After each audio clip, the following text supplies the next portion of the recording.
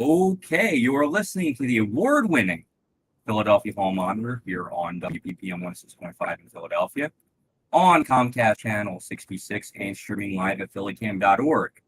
You can find us on Twitter at Hall Monitor WPPM and on our website, www.hallmonitor.org, or on Facebook at PHM Tonight in the program, we will be joined by Vanessa Maria Graber, Marco Serino, and Nigel Thompson to discuss City Council's fall session, which will be beginning soon.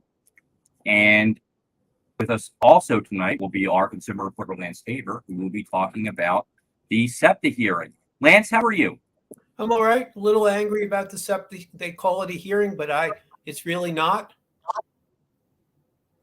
All right, well, why don't we get right into that then, Lance? Tell us a little bit about what happened last night and where we are with this. SEPTA, as our viewers know, is having what they call a bus revolution. They've decided, instead of working with communities over the years and changing routes, they're going to do all the routes all at once. And they've gone through a process of hiring a consultant who came from out of town. And the consultant came in with preconceived ideas. And those were what the Philadelphia SEPTA riders want are more transfers. They want to walk farther to the bus routes. They want to have fewer buses. And they want to be able to have faster rides, regardless of whether it takes more time to get there or not. The first rendition of the bus revolution was so bad that City Council and elected officials got involved and told SEPTA, no, you didn't do real community outreach. For example, the consultants didn't realize or didn't understand that SEPTA is our school bus system. So with all the redesigned bus routes, they forgot to talk to the high schools and they forgot to talk to the colleges. So they had to go back to the drawing board. They went back a second time. That was rejected. And now we have a third rendition. What they're doing is calling these hearings. And for the next 2 weeks, there are going to be opportunities for people to speak. But to call it a hearing is a misnomer. And I think it'll be obvious when everyone sees what happened at the first one. It is true that you can ask questions, but it is not true that you get answers. You don't get any of the background information. You're not allowed to cross-examine any of the SEPTA witnesses. And most important, there's actually no one there who represents the rider's point of view. So SEPTA has a number of consultants. They have a number of lawyers. They have a number of experts who sit around a table and say, here's why we should take away your bus route. And then riders have absolutely no resource and only 2 minutes to try and make their case. And if we can show a video of the hearing, that'll make it perfectly clear what's happening. Good afternoon, everyone. My name is Sherry Parker, and I've been appointed as hearing examiner by Pasquale T. Dion, Senior Chairman of the Board of the Southeastern Pennsylvania Transportation Authority, better known as SEPTA. Mr. Dion made the appointment under Pennsylvania's Public Transportation Law, amended by Act 3 of 1994, relating to public hearings. This hearing concerns formal adoption of service changes recommended through SEPTA's comprehensive bus network redesign, known as Bus Revolution. The proposed changes are proposed pursuant to SEPTA regulations under which these hearings will be held. SEPTA has made the proposal available for public inspection on its website since September 1st of 2023. Testimony and any documents submitted, and then provide a report and recommendation to the SEPTA board concerning adoption of the proposed service changes. The board will consider the report and recommendation at an upcoming meeting. The report and recommendation will be available for public inspection at least 5 days prior to the board meeting. My recommendations are not binding on the board. Rather, the board will make the final decision. To have a complete record and to provide sufficient details of the proposed changes to members of the public who will testify, a SEPTA representative will make an opening statement / presentation shortly. SEPTA witnesses have been sworn in and are authorized to testify on SEPTA's behalf. After the opening presentation, registered speakers will be called to provide their comments. Each person registered may speak for a maximum of 2 minutes. It is of prime importance that everyone who wishes to speak be given the chance to do so. However, given that the testimony today may be substantial in both content and the number of witnesses, I may have to rule out of order any testimony not directed to the proposed service changes. I may also need to restrict a person's speaking time if it exceeds 2 minutes. We'll now hear from persons who have pre-registered to speak. Please note that only one person may speak at a time, and each speaker is limited to a maximum of 2 minutes. My first question is for the hearing examiner. What is the burden of proof that must be met for you to recommend that the bus revolution plan be adopted by the SEPTA board?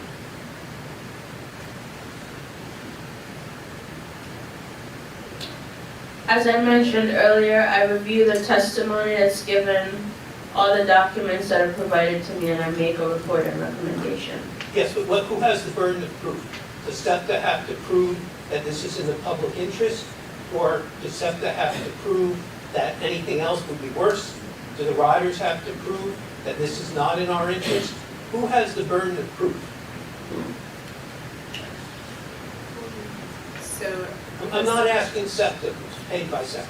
I'm asking the supposedly independent hearing examiner, who she assumes has the burden of proof in these hearings.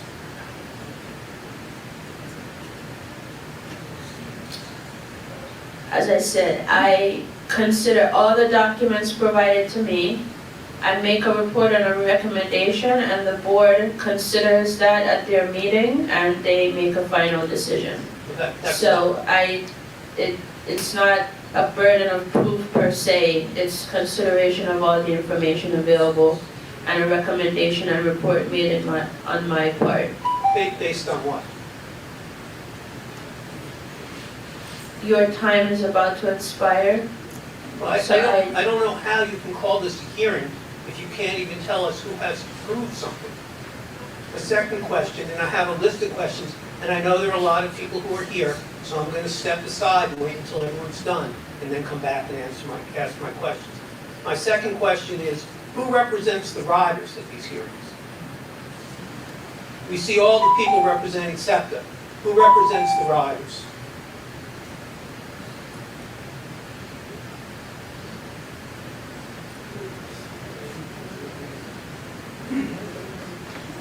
Did we not get technical experts and lawyers to represent our interests? It's only SEPTA that gets the lawyers and the technical experts?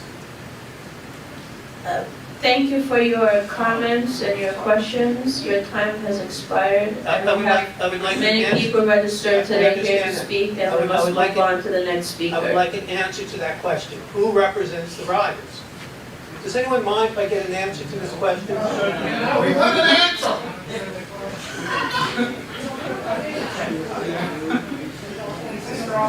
We got to put this thing up to silent. They don't have an answer.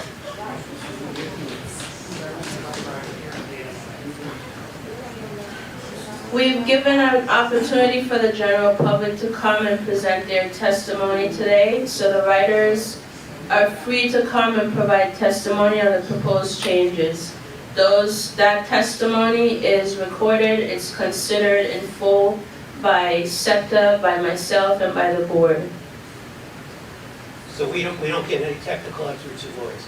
My third question, and I'll sit down, is SEPTA right now has $430 million in a fare stabilization fund. Can that money be used to expand and make the bus service better?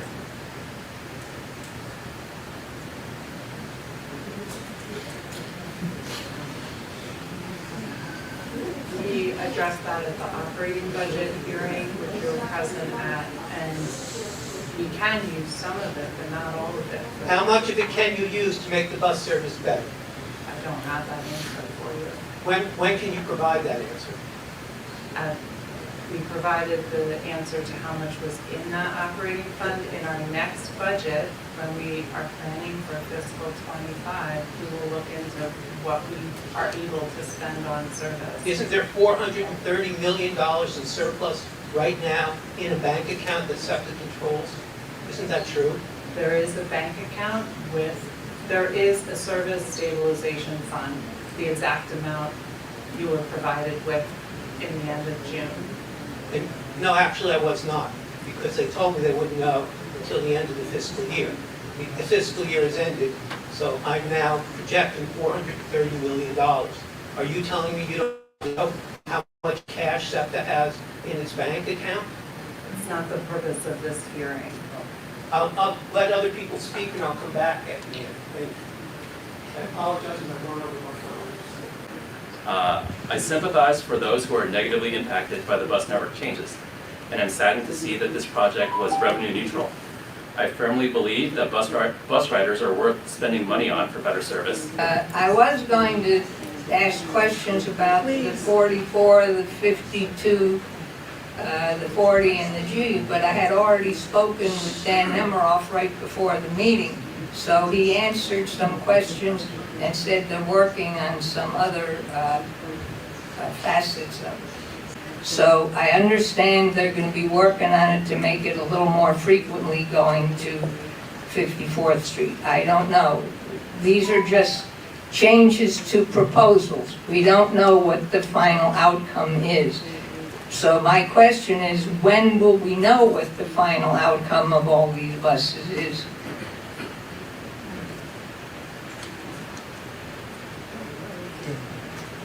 Early next year, we'll have updated schedules once this process plays out. Hi, I'm here to pray that my 32 bus does not change. I depend on the Discontinued, I just 32. found out right outside. It's discontinued. Is it? I just looked on the map just now, that's where it came from. We depend on the 32. We go from Center City on the Parkway. I didn't know that the Parkway wasn't going to have any buses anymore. The Parkway to 19 to Market Street. And I'm head of our house council at Kennedy House. I'm here to speak for my building. We all depend on that 32 bus. And I don't want to have to transfer. I mean, older people don't need to transfer in this cold weather on other buses. I can't believe that's already been decided. Has it been decided? Yes. Yes? That's what the map said. The ladies out there, you can go out and when you're finished to look at it. I'm not a happy camper. It is four. My name is Chuck Bodie. Unfortunately, I've become a senior citizen. I have a lot of trouble walking. It takes me 5 minutes to walk a block. So a 5-minute walk from a bus is not very far. I've come here to ask one question. My understanding is that SEPTA is a state agency. My entire life, I've used public transit, but the bus revolution is leaving me, they're throwing me overboard. So what I want to know is SEPTA going to help me get a driver's license at my age and buy a car and pay insurance, because I'm being thrown overboard. That's the way it goes. So now what do I do? Will SEPTA be able to help me get a driver's license at 78 years old? I'll be 78 next year. Can I get a driver's license? Can I find a place to park? And can I pay for a car? Will SEPTA help me? Thank you. To summer community events. I never saw anyone from SEPTA come to my community in which I reside. That this SEPTArevolution.com, SEPTA has not been honest with us, and the SEPTABusRevolution.com is a real con job. How's everyone today? I'd like to start off by making note of a speech that was made on November the 15th, 2022 by the Federal Reserve Bank of Philadelphia president at the Global Interdependence Center out on the mall. In that speech, he made reference to a term of anchor economy initiative. And I'm of the belief that the bus revolution is in cahoots with that whole theory of medical institutions and educational institutions are the future of the city, and everything drives the system. All of the SEPTA analysis that I've seen so far drives all the traffic and all the buses towards the universities in this city, in North Philadelphia and West Philadelphia, at the expense of the neighborhoods. We are a city of neighborhoods. Your focus should be on the city's neighborhoods and transportation, and not the major universities and the economic well-being of the whole system here. This seems to me another form of redlining here in the now, because it alienates a lot of the underprivileged communities to be able to use the system to get around like we need to. From the elders to all of the minority groups, getting to work should be the focus. And we need to reroute our buses and things to be able to accommodate the people in the neighborhoods. Now, this is the worst piece of trash I've ever seen SEPTA put out. You said it's been 10 years since you've done a major route improvement. I've been a transit advocate for over 40 years. Some of these people know me by heart. You used to update the transit system every 1, 2, 3 years. You did Northeast, 4 divisions of Northeast. You've updated the route out. Why did you take 10 years to do this all at one time instead of trying to do this piecemeal over the last 10 years? You're shoving this down my throat. I'm losing bus service. You don't care. I gotta walk. You don't care. The bus routes like that, but what they need is on the bus corner of the bus stop. They need vending machines so they can use their key card to reload their key card.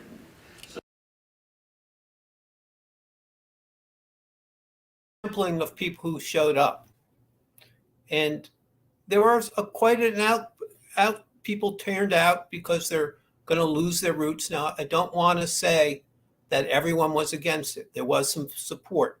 There's a community group called the Fifth Square, and they turned out a number of their members to support the bus revolution. And if I were to try and figure out who was in favor of it and who was against it at this hearing, I could pretty much draw a line around the age of 30. Younger people tended to be in favor of the bus revolution, and older people tended to be opposed to it. It also somewhat broke down racially. There were most of the African Americans who spoke against it, and the few people who supported it were white. Now, this is a small sampling. It's one hearing. There are going to be other hearings. I'm not sure what's going to happen when they move the hearing to North Philadelphia, but I will say that it is clear that SEPTA has no interest in answering questions. As I think everyone understood, people were asking, what's going to happen to my bus route? And SEPTA's answer is, we'll tell you later after the hearing.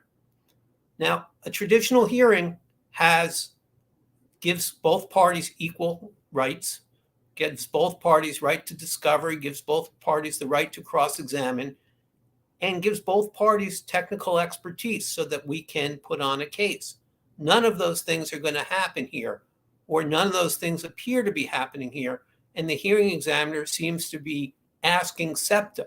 Again, if you look carefully at those videos, you'll see that the hearing examiner is asking SEPTA how she should answer. So here you have a captured hearing examiner who is being paid for by SEPTA, asking SEPTA for advice on how to answer simple questions. Who has the burden of proof? Who represents riders? And can SEPTA use some of the $430 million in surplus it's holding on to? Can it use that money to make the bus system better? And Lance, that was excellent.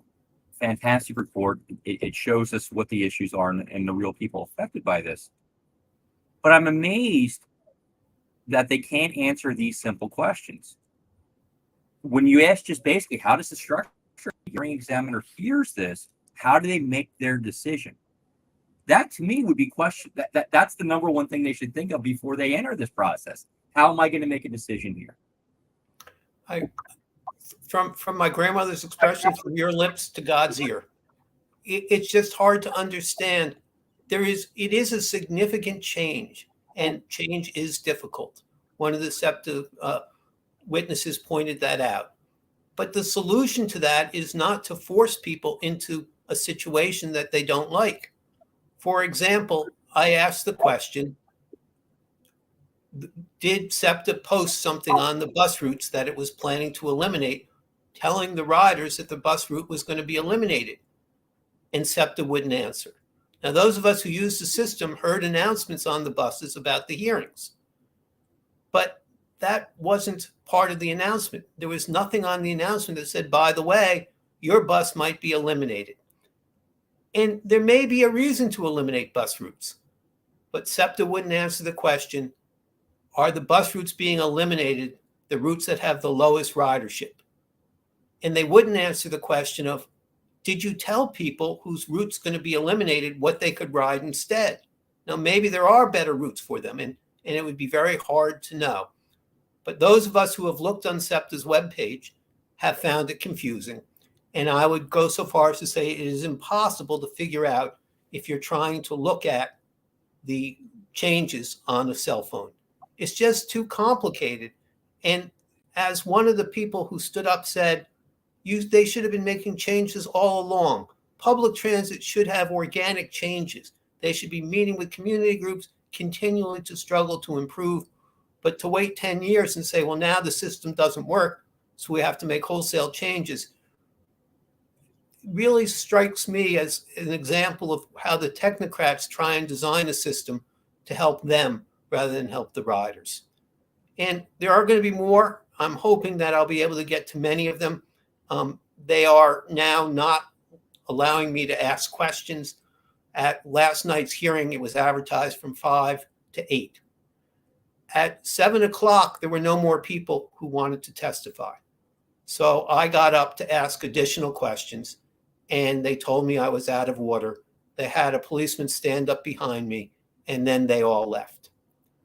Now, anybody who's been through a hearing process knows in 2 minutes, you cannot get answers to your questions, you cannot make your points, and you cannot advance an argument. So to call these hearings is really a type of fraud. Especially when they stare at each other for a minute, don't answer your question, and then say, oh, I'm sorry, time is up. Right. And I'll stay on it, and I will do my best to make sure people understand. And I am hoping that at some point, somebody on the SEPTA board is going to recognize that this is not the way to run a hearing. And at some point, I'm hoping that somebody is going to look at the actual law and see what the regulations require SEPTA to do. It's not enough to call this a hearing. This is the same as what they were doing before at community meetings. So the same they were doing at bus stops. Meet with people, ask, let them say what they want, and then say, uh-huh. Well, that's not what a hearing is. That may be a public meeting, it may be a dialogue, it may be a community meeting, but it is certainly not a public hearing. Well, next week on the show, we're going to have the Philadelphia Transit Riders Union come on and tell us what they're thinking about this. Lance, thank you so much for doing that. And there's a long way to go in this. Yes. A long way to go. So thank you so much. I'd like to bring in Denise Clay Murray now on WPPM 16.5. Hi, everybody. So Denise, anything interesting happened to you lately? A bit, yeah. One of the things that I've tried really hard to do since becoming a reporter is to not be the story. And unfortunately, last Thursday night, you and I became the story. Sure did. In what can only be described as the worst example possible of why you should never hit reply all in an email. Larry got an email from from the Parker campaign that he wasn't supposed to actually see. And in that email, it kind of detailed why we've been having such a problem with getting access to the campaign. And if you read the story in our newsletter or literally have seen it in various publications around the city, you know that it was, I've been covering politics for a lot of years, and I've never seen that was pretty of major boo-boo proportions. But I should say that we can announce now that we will have an interview with candidate Bill Parker taking place on October 11th. It'll be on our October 11th program. And we will have council candidate David O on our October 4th program, or October 6th program. So we will have both candidates back to back for the entire hour. We're very excited about that, and we're going to hear their visions for Philadelphia, what they believe is important, and why they're doing this. Why would anybody want this job? That might be my first question. Yeah. Exactly. It's just, you know, we're a city with a whole lot of issues, ranging from gun violence to education funding to we now have to find a new police commissioner because Danielle Outlaw said, you know, I'm out. I'm going to go be a deputy chief at the Port Authority of New York and New Jersey instead of staying here. Philly's got a lot of issues, and people have a lot of questions, and people have the right to have those questions answered. And what happened with you and me and the Parker campaign kind of said to me is that our elected officials need to understand that Philly isn't playing with them this time. It's not going to be a popularity contest. It's not going to be one of those things where it's who makes the nicest with us. We want to know what you're going to do. We want to know how you're going to do it. We want to hear some definite ideas, some plans on how you're going to implement them. You need to answer questions. And, you know, I ended up getting an interview with Sherelle Parker on Monday, and it was scheduled before all hell broke loose. But the fact is that I had been working on getting that interview since May. I mean, I've aged a year since I started working toward this interview, and that shouldn't be the case. I mean, I understand that there is a pecking order when it comes to media here in this town, but I have never seen it expressed quite that in my face before the set of emails came. And you know that's what we ended up with, but we're in a good position now because we do have our interview scheduled. That's going to happen, and we'll have both interviews from both candidates, so we're very excited about that. Now, Denise, to talk about some of these issues, what do you hear this? We have Vanessa Maria Graber, Marco Serino, and Nigel Thompson. And I'm being told that Vanessa is out at the moment. But we have the other two who are going to help us talk a little bit about City Council and what's coming up this fall. So if we can bring them in. Oh, and I'm being told Vanessa is back.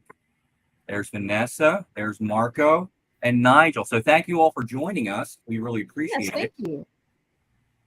Vanessa, let me start with you. We were talking a little bit earlier today about a couple of the key things they're coming up in City Council. Can you tell us a little bit about what we were talking about and why that's so important? Anybody who wants to jump in this discussion, please do. Hi, thank you for having me and, you know, hosting this fall preview of what's happening in City Council. And the reason why I'm going first is because City Council is meeting tomorrow, and one of the big votes that's coming up is a bill that is sponsored by District Council member Katsi Lozada, who is from District 7. That is a proposal to ban safe injection sites, which the harm reduction community often refers to as overdose prevention centers, in 9 out of the 10 districts in Philadelphia. Now, it's not clear whether or not Mayor Kenny will pass this bill because he has been a supporter of the safe injection sites. Many of you remember that Safe House, a nonprofit organization, tried to open a safe injection site or, overdose prevention center in South Philadelphia, and they were prevented from doing so by litigation that's still ongoing right now. And so part of the litigation against them was that because drug use is federally not legal, that Philadelphia nor Pennsylvania had the authority to be able to open a site like this. Although in New York, there are 2 opioid prevention centers that have not faced federal interference yet. And we've also seen the state, federal, statewide, or local jurisdiction battle in regards to marijuana legalization and the opening of cannabis dispensaries and cannabis use places. Not quite the same, but a lot of pushback from marijuana legalization opponents has been that it's been federally illegal, and therefore they've used some mechanisms in order to stop that. Again, we haven't seen a ton of that happen as of recent, but when marijuana or medical marijuana was first legalized in California, we did see a lot of federal raids that happened when those dispensaries opened.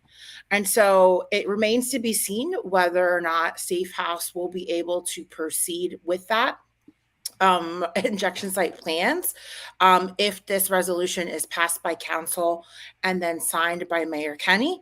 Of course, if council brings it up again in the spring legislative session, they have a much better chance if someone like Sherelle Parker gets elected, who is also strongly opposed to the overdose prevention sites. Now, in some of the research that I did see an Inquirer article that Katsi Lozada favors a, quote, law enforcement driven approach and involuntary commitments for drug treatment centers. And so I wondered if that was legal yet in the state of Pennsylvania. And what I found is that it's not, but there are 37 states in the US that currently have laws on the books that allow for involuntary commitments for substance abuse.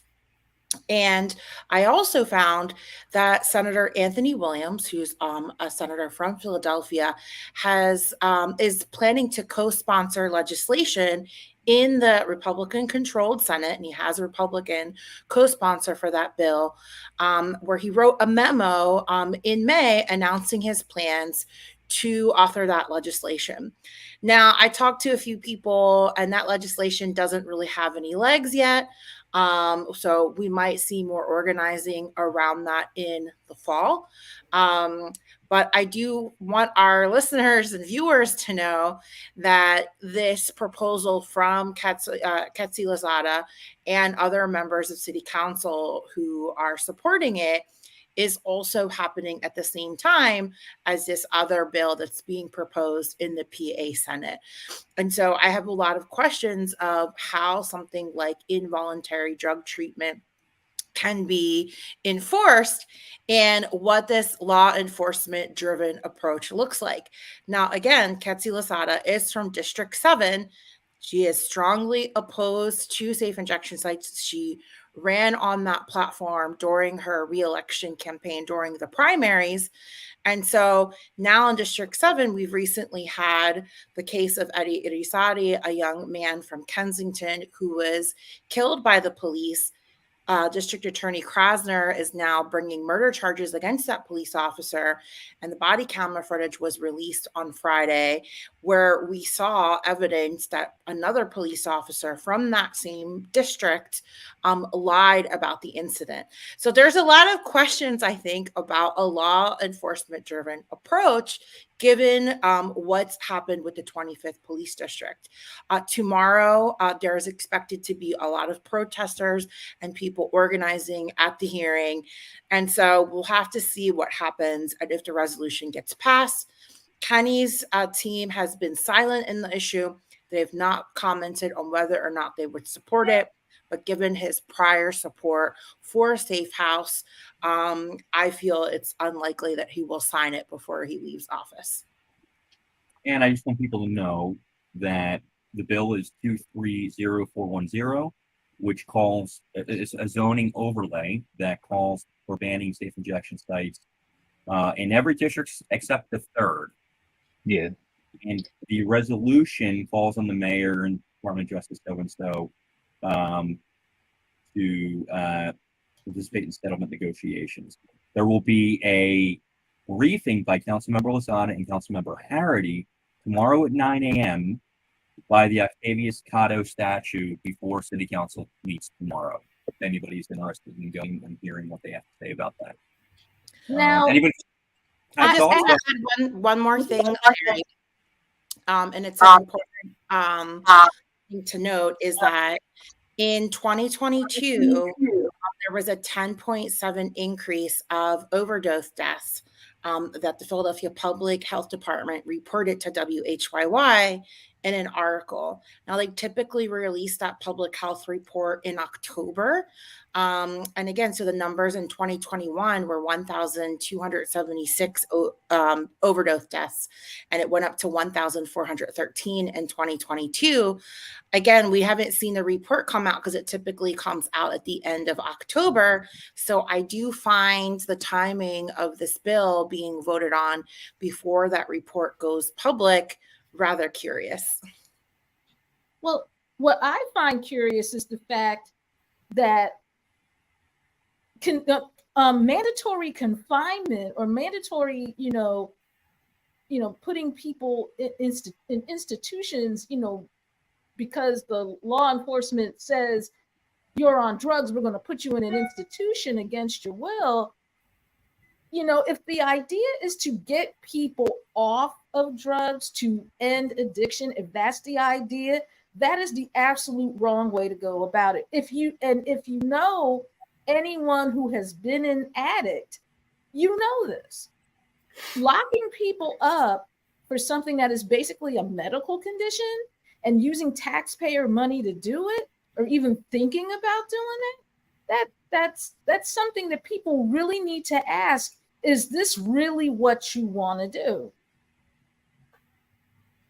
Yeah, and there's a question of like how it potentially infringes upon people's civil rights and liberties. Of course, there are laws on the books for involuntary commitment for mental health, but usually there's a 72-hour hold, and after that, people can leave many times. Other times, if they are, said to be a harm to themselves or others, they can be kept in there for evaluation. And we know so many stories of people that have been kept in those situations against their will when they were evaluated and said to be, not mentally stable. So I'm not sure how that would be policed. Again, when I tried to find more information about those plans here at the local level, it wasn't clear. And so I think as we look to interview candidates like David O. and Sherelle Parker, certainly one of the questions that we should ask is, whether or not they support legislation by, Senator Anthony Williams, and whether or not they support the alternative measures being proposed by council members like Ketsi Lozada instead of a harm reduction based, evidence-based approach.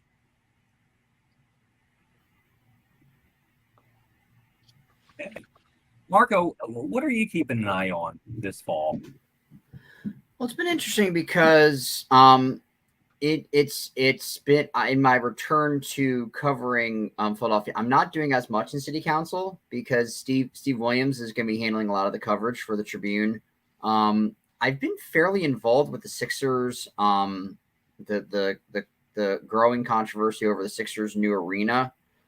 Do not expect to see any legislation on that. I don't think that's going to go through at least until there's election, and I really don't think anything's going to happen until one, we get the city studies on the viability and what the city says on that. I think Mark Squill is really looking forward to that. Secondly, he may be holding out until they determine if he's going to be council president. If he's council president, he's going to have a lot more leverage to either negotiate this with the two sides, get the Sixers to get more involved in this, or if he doesn't think it's a good idea, to shut it down entirely. I don't know if there's going to be enough pressure to outright cancel it. What we've seen through this election, I'm sure what you folks have discussed at length, has been there is a desire, there's an appetite to do that. There's not a lot of money coming out of East Market as of now. There's just not the same level of activity, even compared to what the gallery was 20, 30 years ago. It's not creating the revenue the city needs. The city still needs all these discussions we had this discussion. I had a discussion with my editor. The city needs places that drive tax revenue, that make money. There used to be, I guess, when dragons flew and people, and people breathe through gills, there were things called factories that were very large, hired lots of people, and paid substantial amount of taxes on enormous, multi-block plots. So you need to have that sort of revenue coming in from something. What the city is getting out of East Market, out of the fashion district, or whatever the kids are calling it these days, is a big question of how sustainable is this versus what could you get having 100 events a year, basketball plus tournaments, concerts, things being moved up to Center City. I think if you're going to council tomorrow too, I believe they're the anti-arena people, the groups claiming to represent Chinatown, will also be out protesting. So if you're trying to get into council, to get actually into the city council building, try to get there a little early, because it's probably going to be, one, very crowded because everyone's coming back from summer vacation, and two, there's going to be a lot of activity. And so if you had to say right now, Marco, and I'm not going to hold you to this later, but just reading the tea leaves at the moment, does this arena get built? I'll put it like this. Since I do have the background of writing sports betting, I would say as of right now, the arena is a -200 favorite to get built. So I would say it's better than 2-to-1 odds that'll get built. I'd say probably 70% certain that this is happening. This is a lot of it, I think, and again, I don't know how much you guys talked about it before. A lot of it happened with the primary. Sherelle Parker is behind the arena. The building trades are behind the arena. There are a lot of sides that are behind the arena who matter. There hasn't been, first of all, one of the names I haven't seen at all mentioned in this entire thing is Mary Louise Isaacson. I feel like if you want to get someone on board at the state level, now I know Tariq Khan's been against it. Tariq Khan does not represent Chinatown. Mary Louise Isaacson does. I haven't seen her at any events. I haven't seen her name mentioned. I've tried to contact her office. She hasn't been involved with this. So this is a major stakeholder that's not involved. Now, I went back to Councilmember Squilla's team to say, hey, what are the numbers you're hearing? Didn't hear back from them today, in my course of reporting. So what the folks in the city, the opponents are saying, well, we have all these people involved, and all these studies are coming out. A lot of the stuff seems to be going on old or inaccurate information. The Sixers statement towards the most recent report said, well, this doesn't seem to be speaking up to date with this. If you're going to pin all the Blackstone, all these things on people who work at all these iBanking firms like Blackstone, you'd probably take out about 3/4 of Congress, probably 60% of people in various business roles. I saw Pete Buttigieg take heat for things at McKinsey when he was there. These are all people that go to school at Wharton. So you guys would probably have to shut down what's usually the top ranked business school in Philadelphia if you want to stop all this stuff from happening, because it's right in your backyard, paying taxes otherwise. I am very curious though, when Vanessa mentioned that the only area that would be not directly blocked from having a safe injection site is the 3rd district in West Philadelphia. And I'm sort of curious as to what the reasoning is behind that. I'm very curious about what Jamie Gauthier says. Another thing that I will say I have been keeping tabs on, not so much at the city level, but in terms of the interactions, has been the movement around the landlord-tenant office, where I saw Larry a couple weeks ago. The city is pushing to have that move to the sheriff's office. The sheriff's office seems to be interested in doing it. What that will do to the cost structure, though, is a big question, because the city does not pay for those services, if you will, to be done at this time. That all goes through the landlord. The landlords then pay the landlord-tenant office. The landlord-tenant office pays their deputies or whatever, and that's all self-funded, versus having an expansion of government to take on this duty, and then that being pushed along to taxpayers. Whether or not that increases the fees for the landlords who are handling these evictions. So I'm curious to see how that goes, if anything moves along those lines in tandem or without state support. The state support needs to happen to possibly dissolve the LTO.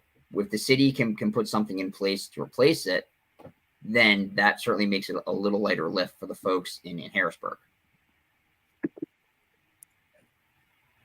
Nigel Thompson, what are you keeping an eye on this fall?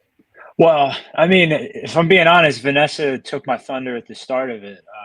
I have been paying. I've covered before the sort of discussion in District 7, more specifically around safe injection sites, and then been kind of keeping an eye on that development. I mean, to answer Marco's thing about Jamie Gauthier, she was like the only one that did not want to join on to that legislation. So that would be why, and that kind of is in line with, her more progressive lean on certain things. But yeah, I mean, I've been keeping an eye on that. May or may not attend the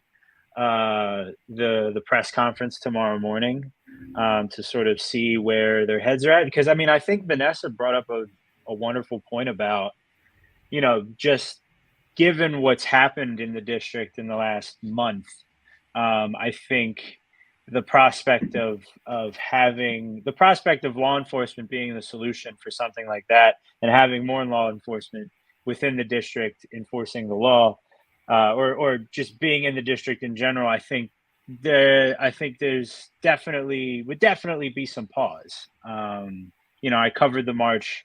There was a march a couple weeks ago for Eddie Irizarry. And yeah, I mean, there's a whole lot of rebuilding that needs to be done there.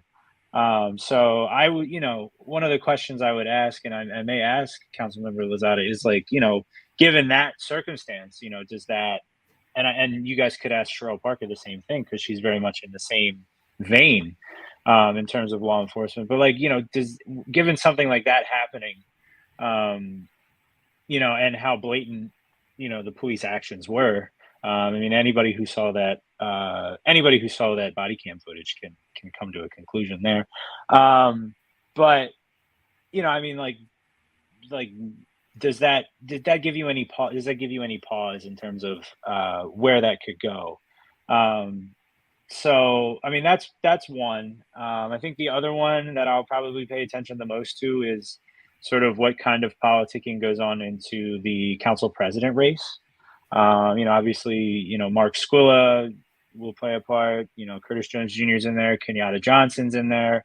I saw you guys had Cindy Bass on. She wants to throw her hat in the ring there too. So just sort of seeing where, what alliances are formed and how that sort of plays out is also something that's kind of on my mind. Yeah. And Councilmember Mike Driscoll is also Right. Running for the city council presidency. Denise, let me start with you on this next one. Okay. Is the tone of council this fall going to be any different than previous sessions? We are all council reporters, council watchers, but this is strange in a way because we have a mayoral election going on. We have all these big issues sort of circling around, and this will be Council President Darrell Clark's last session as City Council President. Is this going to be different? Is it going to be unique? Is it going to be a little weird? Yes, to all three. It's going to be different because you're going to have this politicking going on in the background for council president. Now, people will tell you that that's not necessarily going to be the case, but when you look at who is thinking about running for this office, there is no way it can't be. Plus, you have a brand new council that's going to be coming in, and folks are still kind of trying to figure out how they're going to relate in the middle of all of that. And most legislative bodies, when it's an election year, you should really expect less done rather than more, because no one wants to hand their opposition an issue that they can use to hit them behind in the back of the head with. So you'll have folks that will take some chances, but you won't have a lot of them because particularly everybody's in election mode. And I think with Darrell Clark leaving, he's going to want to have at least one last achievement, something that he can point to and say on his way out, hey, I did that, look at me. I don't know what that thing will be. It'll probably be somehow related to the poverty moonshot that he was talking about prior to the pandemic shutting everything down. But it's going to be interesting to see how they navigate the fact that this is his last few months of being a council person. One of the things that we all should have picked up on during the Democratic primary is the fact that Darrell Clark must have been very, very good at herding cats, because what you saw during the primary, when you saw Helen Alan Dom, Sherelle Parker, Maria Quinones Sanchez, all of these people, David O, like all these people like really, really attacking each other on the campaign trail. These people were Derek Green. These were all council people. And you never saw any of that in any of the council sessions. No matter what the discussion was, you never saw that kind of back and forth dispute. Whoever becomes the next council president is going to have to bring those same skills to bear. And I guess everybody who is running for that office is going to be looking to Darrell Clark to find out how he did it. And the person who he actually gives, the secret sauce to is going to probably be the person that he endorses. Vanessa, does it concern you when you hear Denise talk about how, maybe not a lot gets done this or less than you would think over these next 4 months, 4 crucial months, because we have an election, we have all these other things happening. How do you think council should navigate that, and are you concerned about it? Yeah, I mean, I think we were concerned during election season in the primaries that a lot wasn't getting done and things have stalled. And so, with some folks up for reelection, that's always a concern. It's really going to be interesting to see who gets the minority seats. And so, as we know, Working Families Party City Council member Kendra Brooks is up for re-election. It looks like she will probably easily regain that spot. But then there's another seat available. And so a second Working Family Party's candidate is running again. He ran last time with Kendra Brooks, but fell short, and that's Nicholas O'Rourke. If Nicholas O'Rourke wins that second seat, that'll be 2 seats going to a third party, which has never really happened in Philadelphia before. And that will add another person to the Progressive Caucus. We've seen Jamie Gauthier and Kendra Brooks work a lot together. If you recall, in June, they successfully passed a resolution to start a reparations task force in Philadelphia. They've been working together on the tenant evictions issue and, the resulting shootings that, happened with the 2 people who were being evicted and shot at by the private security firm. So if you add another person into that alliance, they begin to build more power. I do think because so many people have left and, some of the seats have been filled by special election, that there are folks like Ketsi Lozada who are, still just getting started, in those seats. And with Kenny, being a little check, if there's anything legislatively that he really wants to implement before he leaves office. Typically mayors, want a legacy too, not just people like Darrell Clark. So it's unclear if there is one more agenda item he wants to work with council on. So I think this is kind of like a lame duck season, and we won't see a whole lot come out of there, although it's sure to be interesting at tomorrow's city council meeting to kick things off for this fall legislative session. All right, we only have a couple minutes left here, but Marco, I just want to get your take as well. Do you think this is more of a that lame duck session and less happens? I would agree. I think you've got it's a good point to mention that there are so many people who are, Lozada, Phillips, people who are new to their seats after, long-standing council members left the districts or, left those at large spots.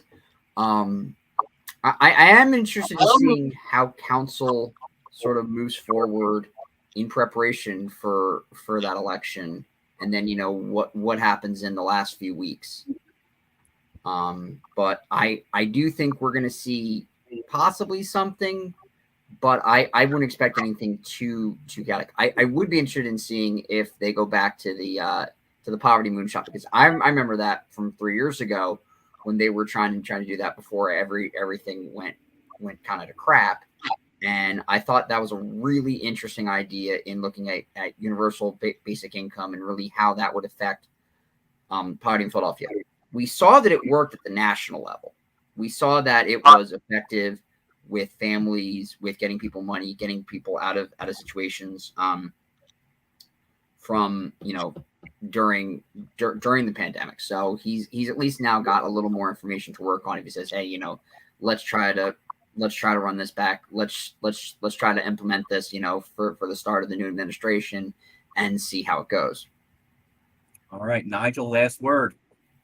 Oh man. I would think, I would kind of be in agreement with Marco and Vanessa. I don't think, like I said, like they said, I think there's just too much new, and there's a lot of new that's going to come in addition to a new administration. So,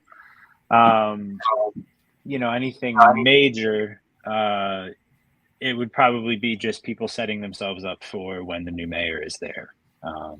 So that's what I would think. Yeah.